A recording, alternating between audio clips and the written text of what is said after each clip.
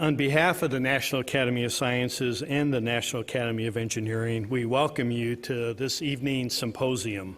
We are pleased to host this event in collaboration with our colleagues at the National Science Foundation and the scientific societies, including AIP, APS, IEEE, Photonic Society, the Optical Society, and SPIE.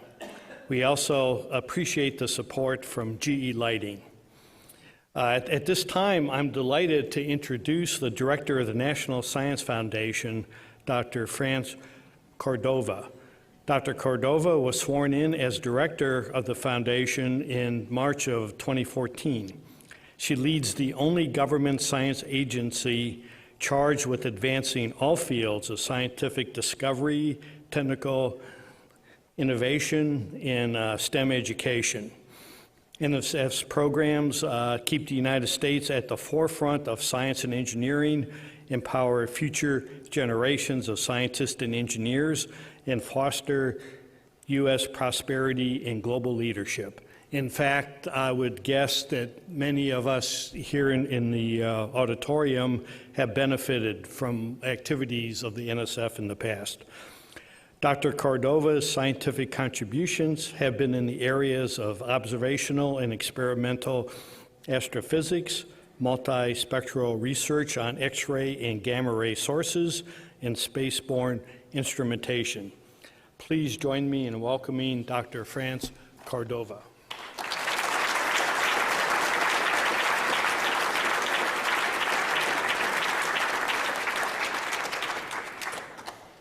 Good evening, everyone. And thank you very much, Bob, for those generous remarks. And let me say on behalf of the National Science Foundation that it's a great pleasure to welcome everyone to the National Academy of Sciences for this celebration of the International Year of Light. Thank you for joining us, one and all, in this important event. Earlier this year, I had the opportunity of participating in the launch of the International Year of Light at UNESCO headquarters in Paris, often called the City of Light. It's inspiring to see this global initiative continue to raise awareness among the peoples of the world about the importance of light and optical technologies in their lives for their future and for the development of society. This celebration today offers a unique opportunity to inspire, to educate, and to connect people and institutions on a national scale in a global environment. And I would like to especially thank SPIE, the Optical Society, the IEEE Photonic Society, the American Physical Society, the American Institute of Physics, and of course, the National Academy of Sciences for helping make these events possible. Many of you and your families have had a chance earlier today to experience the wonders of light, family fun activities at the Smithsonian's National Museum of the American Indian on the National Mall. Could I have a show of hands, anyone who got there? I heard it was great. Do you agree? Let me thank my good friend Kevin Gover, director of the museum, for making that venue available for the array of hands-on optical educational exhibits. And of course, I want to thank the many students and volunteers from a variety of organizations for their generous time and efforts in making the afternoon a success.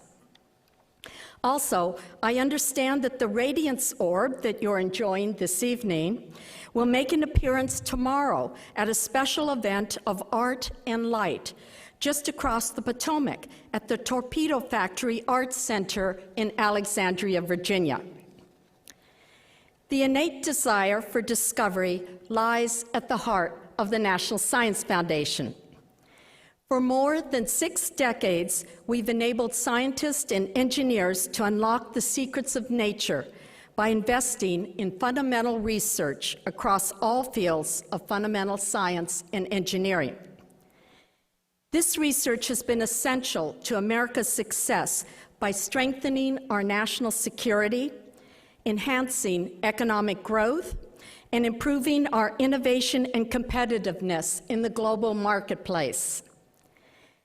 NSF is proud to be one of the world's leading funders of research into all aspects of light in its many manifestations across the entire electromagnetic spectrum. One prominent example of NSF's leadership is our recently announced agency-wide optics and photonics program that involves multiple divisions within our Directorate for Math and Physical Sciences, our Directorate for Engineering, our Directorate for Biological Sciences, and our Directorate for Computer and Information Science and Engineering. And we have many of the leaders of those divisions and directorates with us tonight. The program aims to move beyond the present science and technology base in optics and photonics and lay the groundwork for major advances in scientific understanding and creation of high-impact technologies for the next decade and beyond.